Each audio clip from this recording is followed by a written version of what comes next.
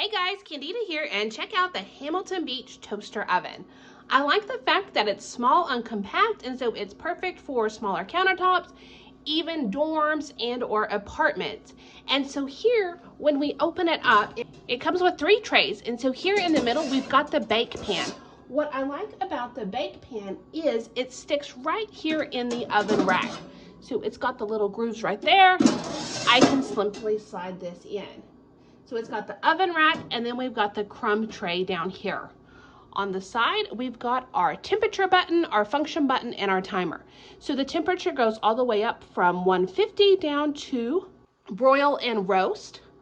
We've got our function where we can broil, toast, or bake. And then it's even got a timer function down here. So we can put it on a 30-minute timer. We can set it to toast. This rack will hold up to 4 pieces of toast, a 9-inch pizza, and so it's got some good room to use the toaster oven, but it's small and compact. So I hope you found the review helpful.